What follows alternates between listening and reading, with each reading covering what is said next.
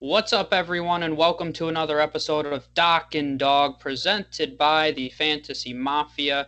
My name is Jordan Jaika, aka Dr. Fantasy, and I am here with my co host Rydawg. And today we're going to be diving into the 2020 MLB season rules and all the fun changes with the coronavirus. And I know we said in one of our live episodes that I never wanted to say coronavirus or COVID again in a pod episode. So I completely lied because we have two new episodes solely centered around that. So some of the rules, I don't know how much people have dived into, how much depth people have dived into, but everyone's talking about the universal DH, some of the roster expansions, 60 game season. But there's a lot of other interesting rule and stat changes for this year that we'll get into. So I think overall for me, I'm just really excited that there is going to be baseball. As much as I'm a little disappointed that I won't get to see any baseball live in person, because for me personally, that's it's probably my favorite sport to watch live. I just love the environment. You know, you chill, you sit back, you relax, you chat with friends, you hang out. You know, in the NFL, it's a very, not that I don't love the NFL, but it's just a different environment, very intense. You have to always be focusing on the game. I don't know. In baseball, it's just laid back, and there's nothing like it. So I'm excited for baseball, and I'm sure you feel the same way. So you ready for some baseball?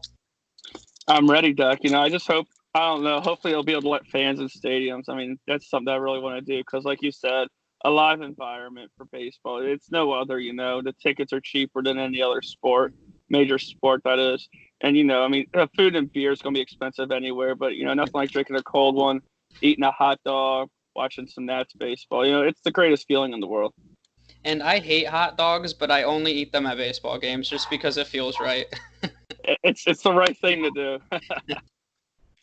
All right, so let's dive into some of these rules. And like I said, some of them we're going to go a little more in depth just because I think some of them are funny. And I was a bat boy for a minor league team for 4 seasons. So I've been in a lot of dugouts and seen a lot of players. And I'm just really interested to see how some of these rules play out. So we'll start off with some of the bigger ones, though. So players are going to be reporting for spring training on July 1st.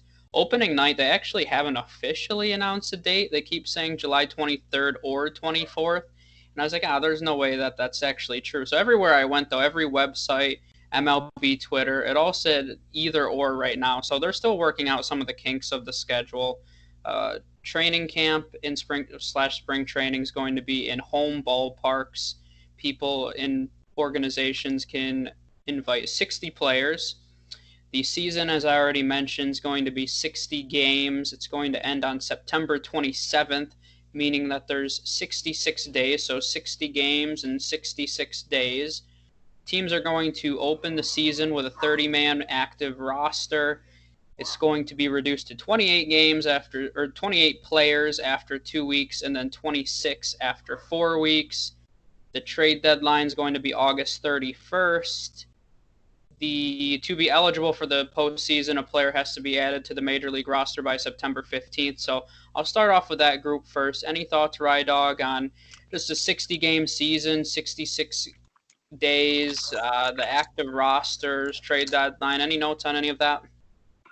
Yeah, Doc, it's going to be tough. I mean, you said the trade deadline's August 31st. That gives teams like just over a month and like a couple days just to if they want to make any deals. And it's so tough. You can't really get a full scope of how your team's looking within a month. You know what I mean? I mean, granted, there's only 60 game regular season, then there's the postseason, but it'll be interesting to see what kind of trades happen between that August 29th to the 31st deadline because there's no way you can get a full picture of how great your team's doing. There's no real overview on that. Not to mention you're not facing every team by then either. And then come playoffs, you think you have the team to beat with all the moves you made and then realize you may be out of the first round. So there's going to be a lot of interesting things that happen come this season. And I think a lot of teams that people aren't expecting to make the postseason could very well make it. Yeah, and I was actually going to bring that up as well, as I'm interested to see who ends up as the World Series champion this year. I feel like it could be a really bizarre year. I mean, 60 games is nothing. I mean, that's only No. almost 1/3 of what it normally is. So, I mean, I think of the great Mets collapses. I mean, the season can change so quickly. But in baseball, at the same time, there's so many games that teams usually have plenty of time to make up a 10-game lead. So I'm thinking even a team like the Dodgers, they're probably the most talented team in all of Major League Baseball. But if they go through a rough first 10 games, I mean, it's going to be harder and harder to make up that gap after the first few, if you fall behind in the beginning of the season, or even if you have a bad middle 20 games, it's going to be really hard with there only being 60 games to make up any ground. So you could see some crazy things. Realistically, a team that's not that great, they could have a strong 60 days, make the postseason, and win the World Series. Just a random team like the Blue Jays, a young team who, I don't think that they're going to make it that far. But if their young players come together, I mean, there's no reason they couldn't make a really strong run. And you also mentioned the trade deadline. I agree that that's interesting as well. I would say the MLB trade deadline is probably the most interesting in all of sports in terms of trade deadlines. So by that time, I don't expect a lot of crazy deadline deals, but that's kind of another thing that'll make the season weird, and we'll kind of see how it plays out. I'm interested to see what kind of strategies teams implement. I agree. It's going to be interesting to see. And then another topic we can discuss real quick is the farm system. There's guys that were supposed to be called up that aren't going to be called up. Like you could have seen Gore and possibly Mize being called up this year, but with a shortened season, there's no way those guys are being called up. Or even with the Twins, they're bringing all hands on deck. They're bringing the whole cards. Do you see a Royce Lewis get called up this year? So I mean, there's just so much to put into consideration with a shortened season. I mean, and not to mention it, the whole, to the future of next year. Will there even be a 2021 season? Yeah. I think the young players being called up is a really interesting discussion because the rosters are expanded to 30 for the first 2 weeks. So I could see some teams carrying some young players and giving them almost a trial run. I personally haven't seen any rules on service time. Usually with those young players, that's the major concern. So I'm sure that if they get to play, that it's going to count towards their service time. I'm not sure. I haven't seen the specifics on that, but if a team is going to lose a year of control over a shortened season, I can't see them do that. But if they're kind of looking past the season and all the rules are made up and the points don't matter, then potentially. But if there's no service time issues, I could see a guy like Gore or Joe Adele even being carried as one of the extra players.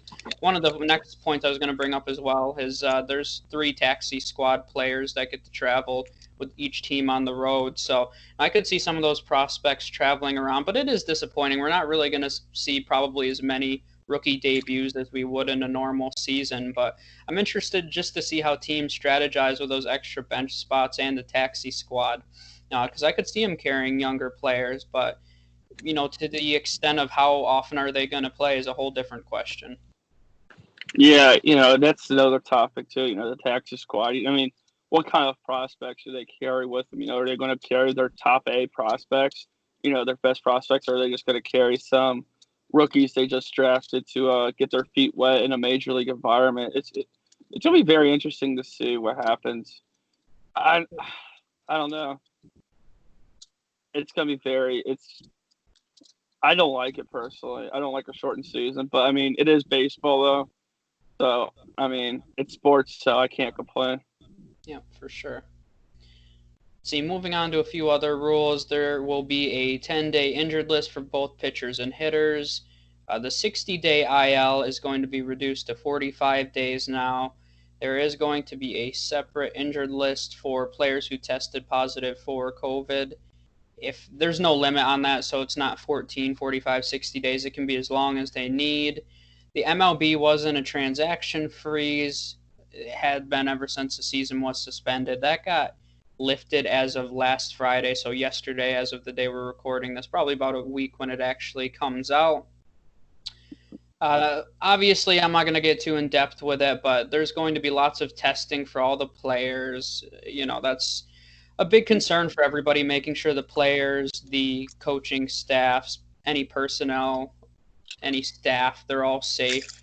And it'll be interesting to see. I know a lot of fantasy leagues that I'm in are really concerned as to what happens if a player tests for COVID and the whole season kind of implodes and quits halfway through. So, we'll kind of, I keep telling people to take it one day at a time. I don't like planning for, things we have no control over in that regard when it comes to fantasy. I mean, just lay back, enjoy the ride, and, have fun. That's what it's all about. But lots of health regulations there that teams are going to have to follow.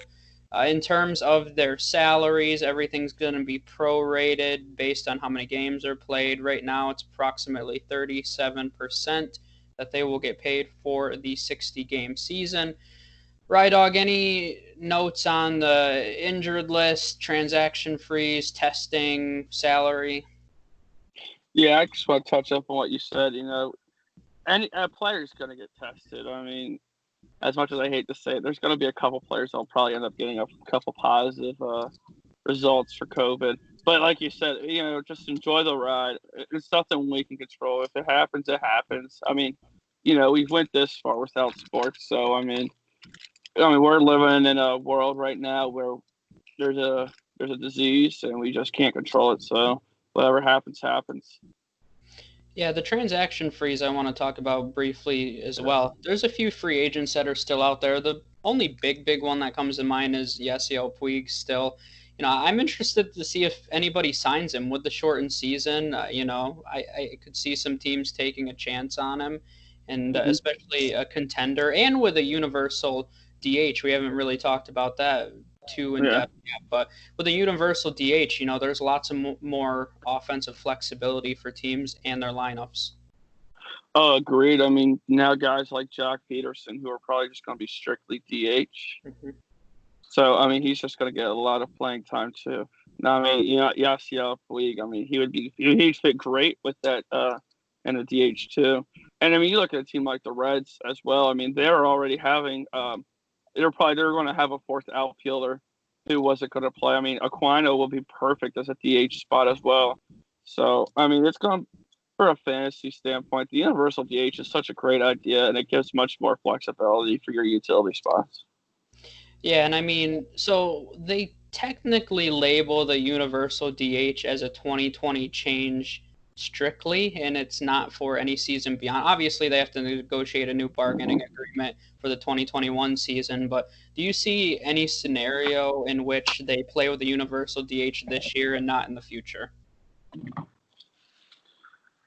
No, I don't. I say that because it's always been AL only, and you have to make sacrifices with the 2020 season. You have to make sacrifice given that it's a shortened season. You have to make sacrifices that everyone's putting their life on the line, let alone, pitchers are going to go out there and touching a new ball or whatever. The last thing you want is your pitcher to get belted or get hurt running. So, I mean, I can see why the universal DH happened for this shortened season, just, for foreseen circumstances, but I don't think it happens in 2021. Oh, you don't think that there'll be a DH in 2021? Just AL only DH 2021 because it's been AL only DH for years, and it's assuming we have a full season in 2021 as well, because they might lock out, or hold out, I should say. But if we have a full season in 2021, I think the rules are going to go back to the way they were. Yeah, there's been a lot of negotiating the last few years in terms of the universal DH. So I don't know. I feel like they've been looking for an opportunity to implement it. So this is their chance for this year. And if it goes well and players like it, I could see it lasting longer, more long term. So we'll see. That'll be an interesting conversation for the next collective bargaining agreement. So kind of along the same lines as the health regulations. You and I were talking about this before we started recording, but players are supposed to be wearing masks in the dugout and bullpen. Anybody who's not expected to play that day, so if it's a starter that has really no chance of playing, they're supposed to sit in the stands 6 feet away from other players who are not expected to play that day. There's no spitting, there's no chewing tobacco. They say gum is tolerated, which I think is a really interesting way to put it. It's not like, oh, you can chew gum. It's like, it's tolerated, I guess. I mean, there's no celebratory contact, so no high fives, fist bumps, hugs, anything along those lines when a player hits a game-winning home run, a walk-off, if there's a no-hitter, a perfect game, doesn't matter. You're not supposed to high-five, fist bump, hug, any of that fun stuff. No fun. This is the No no fun fun. league. It's the NFL now. So we, you No know, fun. that's one of those things. So working in a dugout before and being around players, I'm kind of interested to see if they actually follow these rules. Honestly, I think some guys are going to be very health conscious, but especially the chewing tobacco, I can tell you right now that that rule will not be followed. And I haven't seen anywhere where they've said what the penalty is. So if a player is caught chewing tobacco, what's going to happen? Are they going to get suspended? Or they? I mean, I just can't see, because for a lot of these guys, it's not only a lifestyle. I mean, it's an addiction too. So I really can't see them just stopping it. It's such a big part of the game. I mean, I can tell you that probably 99% of players in minor and major league baseball use chewing tobacco. So I think that's going to be really hard to implement. And not to mention, I think from a fan standpoint, when we're watching it, when it comes to the high fives, fist bumps, it's just going to leave a very strange and awkward environment. Yeah, and especially there's a lot of players in the MLB that are very well passionate, So, let's say Juan Soto hits a game-winning double or something. A guy like Trey Turner who's very passionate for the game. He can't just go up and high-five him anymore. So it's gonna be very interesting to see. If players just like, I can't help it. It's just a thing that I do all the time. It's gonna be very weird. Yeah, it's like a natural instinct too. When Yeah, something exactly. exciting happens, you're like, "Oh man, let's hug, fist bump, high five." I mean, we played sports Hmm. before. That's what you do. Like, I wouldn't even think Yeah, of it. I would just do it because you're excited in that moment. exactly. It's a natural instinct to fist bump or high five someone for a double, or you go past the first base coach and you hand them your batting gloves if you get walked, etc. So it's just those little stuff as well is going to have a big toll on the game, and not to mention, I mean, so what happens when you steal a base, right? And then you're going to come in contact with another player. So if a player is allowed to touch another player, I mean, is that okay? But you can't, chew or you can't spit. Why are you drawing the line there? That's my question. Yeah, it's very, very strange. One of the other health related concerns slash new rules here as well is pitchers have to carry a wet rag around. They can't lick their fingers anymore when they're throwing the ball. That's no fun. There's so many guys that are known for that. But I mean, Hmm. that one I guess I kind of get. I know it's kind of funny because I grew up watching some baseball with my mom, and she would always comment about how gross that is. So it's it's funny that that's one of the rules changes, one of the things that was considered for the new shortened season. A few other random things. Position players can now pitch without restrictions. There was restrictions on how often a position player could pitch now, so that's been lifted. Uh, this was already going to be a rule for this season, but it is going to be enforced either way. MLB had a new three batter rule, so when you brought in a bullpen pitcher, they had to pitch to a minimum of three batters. I always hated that. I always loved the strategy, and maybe I'm in the minority here of when you brought in a lefty specialist to get one guy out, because I don't think Hmm. anything is more intense or more, yeah, I mean, I guess intense is the first word that comes to mind when, it's Ryan Howard versus a strong lefty. I always remember Ryan Howard with the Phillies. It was always you brought in your best lefty to try to get him out in big situations. It was a Yep. one-on-one intense matchup, and you had to get that guy out. Otherwise, you were going to be subject to lose that game. So I like that personally. I know a lot of people they're more concerned with speeding up the game. They don't want pitching changes every 5 seconds, but it was one of those small strategic things that I really enjoyed. I agree, and you can't rush something that's as awesome as baseball. I've always said that it's like a fine art. You can't rush art, and you can't rush a team to play to the game how they want to play, even for the impatient fans. And those are the fans that don't truly understand baseball, in my opinion. Yeah, yeah, I would agree with that. And there's been other changes. The pitch clock. I remember when they implemented that in minor league baseball at Yep. first. And Uh, I actually didn't mind the pitch clock. I mean, I kind of get it, but it really didn't impact the speed of the game from what I saw. I mean, no. it made some guys go faster, but I mean, as much as I agree that it's an art and you can't rush it. I mean, there's some guys that do take it a little over the top with their before pitch routines, taking a minute in between each pitch. I mean, that's a little much. But for the most part, the pitch clock hasn't really impacted things too much. Well, yeah, but they're getting underneath the batter's skin when they do that. But I And get mine. it. I mean, I get it too, but I mean, I love it. I mean, I love everything about baseball, but it's gonna be interesting to see what the new rule change. Nonetheless, though, I'm kind of curious to see how it turns out. Yeah. A few other random rule changes that I will touch up on. I already kind of mentioned players are supposed to try to stay 6 feet away if they're not playing in the game, but that also applies to players that are playing. They're supposed to try to the best of their ability to stay 6 feet away unless game flow dictates that they come within 6 feet of one another. So if there's an outfield fly ball and two outfielders are going after it and they collide, I mean, that's part of the game. That's what happens. And Mm. that's okay, I suppose. There's no lineup cards anymore. I thought that was interesting. I used to collect a few lineup cards from the minors when I was a kid. I'd like to try to get them and get the players to sign them, but no lineup cards. MLB is using a mobile app for all their lineups to exchange between managers and umpires. I already mentioned the mask rules. Oh, this was kind of an interesting one. I know we talked before. I think I played a little first and third base growing up. But after an out, players are strongly discouraged not to throw the ball around the horn. Just give it back to the pitcher and, move on. No throwing around the horn. I was like, man, that's classic, though. How can you take that away? You can't throw. You have to throw the ball around the horn. You know, I played third base all throughout high school and all throughout my whole life back in the day. And you throw the ball around the horn, you make the out. The first baseman throws it around, and then that's what you do. It's just an instinct. They're not going to follow it. I mean, it'll take them a couple days to, obviously, remember to give it back to the pitcher if that's what they want to do. But natural instinct, they're going to throw it around the horn a couple times. You would think so.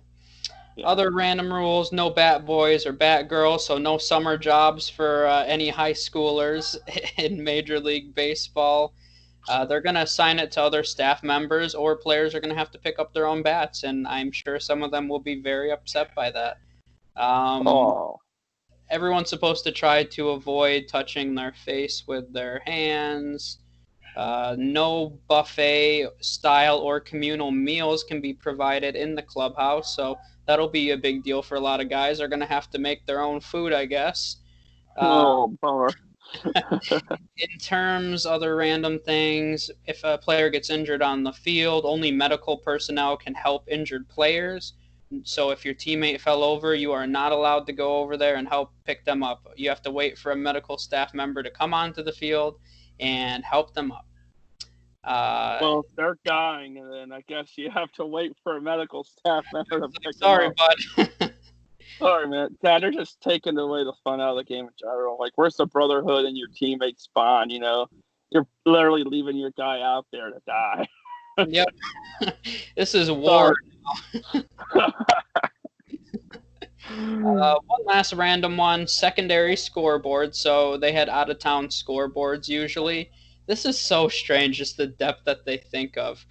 But the primary scoreboard and out of town scoreboard has to be operated by the same staff member. They can't have two separate staff members running each scoreboard. It has to be the same person.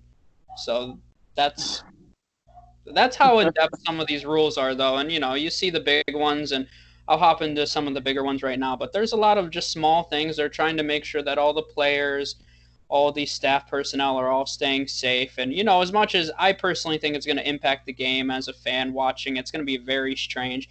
And I'm sure for the players, and you already mentioned it, there is a certain brotherhood when you play as a part of a team. So a lot of that's going to be gone this season. And as much as I understand it, I mean, it still sucks no matter what. So heading into a few other scheduling topics, and we'll talk about the playoff change, which we haven't talked about yet either. But in terms of the schedule, 20 games are going to be played against corresponding geographical divisions. So, for example, the AL East versus NL East, there's going to be 20 games.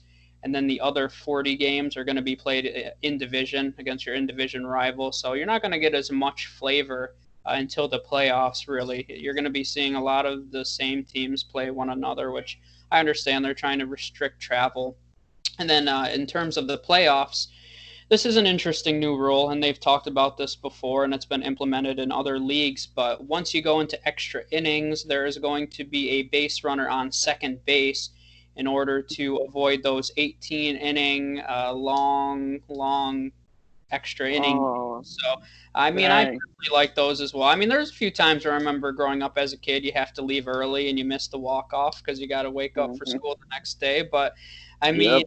in general, I always liked those slugfests. Just both teams, you could feel it too, because sometimes I know for a fact the players want it to end just as badly as the fans. So Mhm. you could feel them put Uh-huh. in that extra effort, like, man, we got to score this next run so we can go home and go to the bar. I mean, that's the reality. So and to me though, this really speeds it up because if you're a smart team, I mean, you just play a little bit of small ball. You bunt over the runner to your third, and then you hit them in. I mean, it shouldn't be rocket science for a lot of teams. So I definitely see how that speeds it up.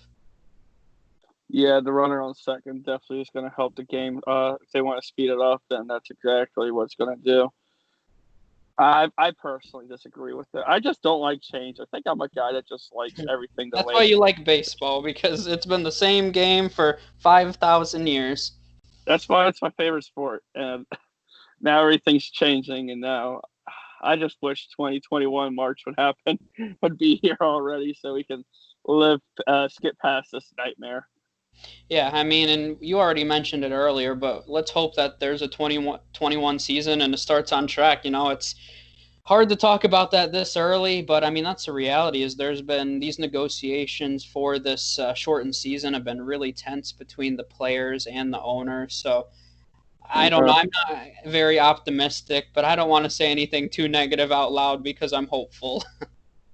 I'm hopeful too, but I mean, there's definitely bad blood out there for sure. Yep. That's all I will say.